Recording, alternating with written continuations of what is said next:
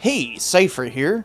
Or should I call myself Dr. Joe Hall Patton, when at least presenting my own scholarly work? I don't know. I've gotten mixed opinions on whether or not I should keep on holding on to my pseudonym. What do you guys think?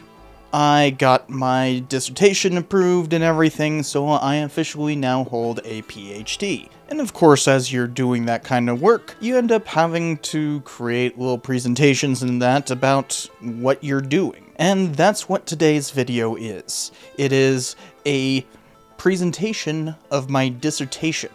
A very short one, so I thought it was perfect for YouTube.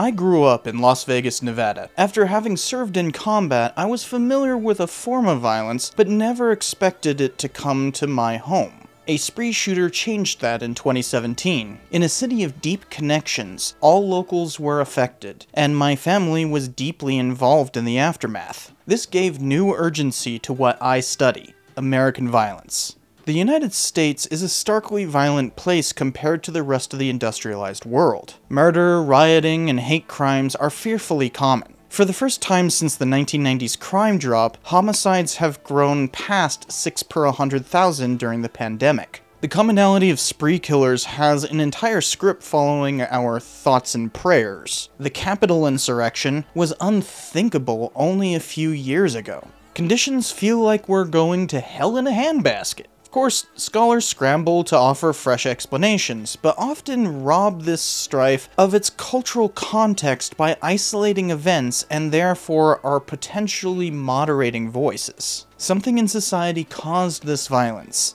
an artifact worthy of its own analysis. We can learn why it's bad and perhaps remember that it's been worse. Media outlets learn to avoid naming glory-seeking murderers, for it serves these criminals' intentions. But everyone would do well to take that a step further. Look at the society that produces them as more important than their individual motives. We need a new understanding of violence as a symbol of something deeper within society than mere murder and mayhem, an object of analysis in and of itself, which we may construct by studying past strains of violence. For a few decades now, Western historians removed the romantic trappings of frontier range wars, shootouts, and outlawry to reveal that most of it was just murderously greedy people. One historian called that strain of violence the Western Civil War of Incorporation. It may be impossible to see while blinded by the searing light of present atrocities, but the past delivers infinite examples.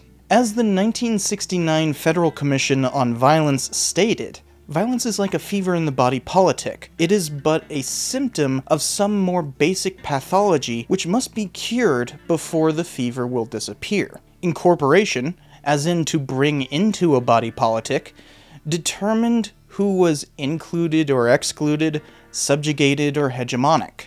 With the conquest of Mexico and indigenous lands in 1848, the US chose who was in the American body politic. Easterners always attempted to benefit themselves over the Southwest, but the cultures and settlers already there were not so easily subjugated.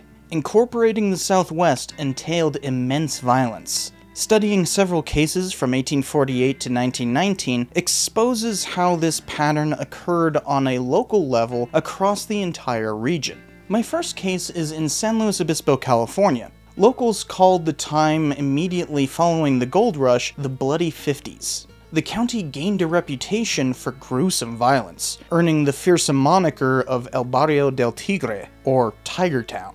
A storm of murders began with the Reed Massacre in San Miguel just on the eve of the gold rush of 1848. Vigilantes lynched at least 12 victims throughout this period, and most likely many more before disappearing in 1861. By the 1870s, when the first local newspaper began, the county was no longer known for its violence, eventually becoming the quaint college town Cal Poly students cherish today. Rooted in violence dating back to the Spanish mission founded in 1772, including such events as the Chumash Revolt, various Mexican period rebellions, the California War, and the tumult of the Gold Rush, this case illustrates how California set the precedent for incorporating the rest of the Southwest. So the next case moves to southern Colorado in 1863. Mysteriously, two brothers named Espinosa, and later a nephew, set off on a killing spree for a few months, butchering what they claimed to be 32 people.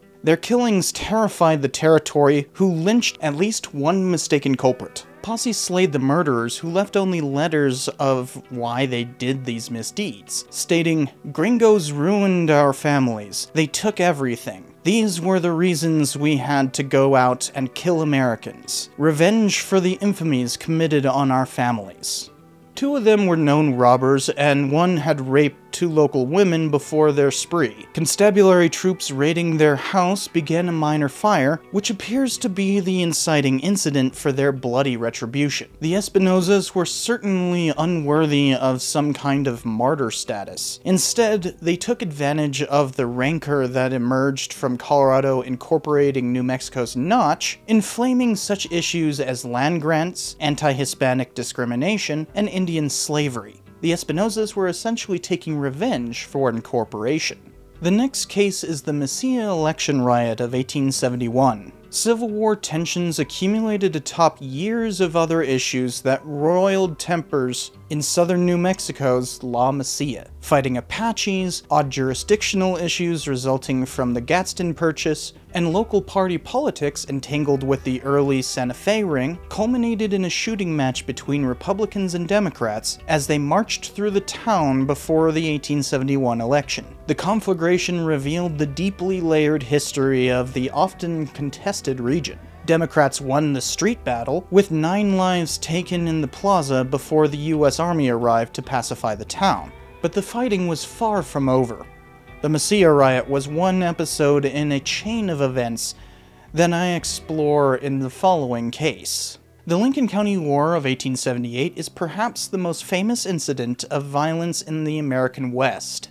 By decentering the well-worn narrative of shootouts and Billy the Kid escapades, the war becomes merely the most spectacular event in a series from 1863 to 1908, involving the rise of Republican power incorporating New Mexico into the nation's capitalist system. The bloodshed of the Apache Wars, Slough's assassination, the Mesilla Riot, Tularosa Ditch War, Horrell attacks, and El Paso Salt insurrection led to the war. After it, and the remaining gang's elimination, a connected feud broke out between Albert Jennings Fountain and Albert B. Fall, along with corresponding violence of the railroad coming through. Rangers pacified southern New Mexico just in time for statehood. Exploring the implications of these connected events recontextualizes the oft-told stories of Lincoln County and Billy the Kid by showing violence necessarily has a wellspring of change in any given region, even those obfuscated by legend. The next case is the Battle of Ambos Nogales. On an August afternoon in 1918, the border towns of Nogales, Arizona, and Sonora engaged in a pitched gunfight. It was the third battle on the Sonora side of town during the Mexican Revolution, but the first to fully engage the Arizona side. This fight was not merely an accidental shootout, it was an explosion of long-simmering tensions. Civilians fought in large numbers on both sides, eventually bestowing the title Heroica on the Sonoran locality. Exploring those tensions takes the narrative as far back as 1850s filibusters, then the Apache campaigns in the area, to railroad and mining expansion throughout the borderland, and finally into the border war itself, including the Plan de San Diego uprising, the Pershing punitive expedition, and the Bisbee deportation. While this incident was not the final battle of the war, it is the one with the most lasting effect. After all, the current US-Mexico border wall grew from the one erected in response to this battle. Not only does this history reveal how the incorporation trend involved Eastern capital and subsequently affected how the border solidified culturally, but it also shows how that boundary was not initially a barrier to American interests, which influenced Sonoran and eventually Mexican national politics. But the resultant border wall set a limit on incorporation. As such, this chapter serves as somewhat of an end of the era, the cumulative example of lethal incorporation after the entire Southwest gained statehood. The following chapter serves to bring the dissertation back to the present. Southern Nevada faced a series of serial killers known locally as the Renegade Indians from 1890 to 1919. Exploring the Paiute tribe's treatment and the violence whites perpetrated against one another throughout the period yields another example of incorporation in the Southwest. The last of these murderers, Kehoe, escaped before 1920, only to be found mummified by the scorching desert in 1940. His remains became a Las Vegas attraction, then went on a farcical journey from one storage place to another, until finally being laid to rest in 1978. The way Las Vegas chose to mythologize Kehoe during that period reveals how incorporation became obfuscated by mythology. The story connects to a conclusion on how all of these events fit a broader trend. Each historical case reveals a pattern of dramatic change manifested through sanguinary deeds that forced or resisted incorporation of the Southwest. Each locality has its own history of turbulent times. When viewed as a greater series of events in the region, they coalesce to show the various ways this war of incorporation embodied itself in what was often labeled great excitement at the time. By creating a microhistory of each event, I explore this pattern of violence with the hope that we can come to understand the one that afflicts us today. With rampant acrimony from prejudice, conspiracism, and political polarization, society is poised to immolate itself. Shooters know they can gain everlasting infamy by firing into crowds. But if we cut the noise, ignore their monstrous motives, and search for cultural context, a greater meaning may be derived. Violence is a manifestation of change. So what is changing now? Meow. Meow. Meow. Meow. Meow. I have you. Now what? Now what?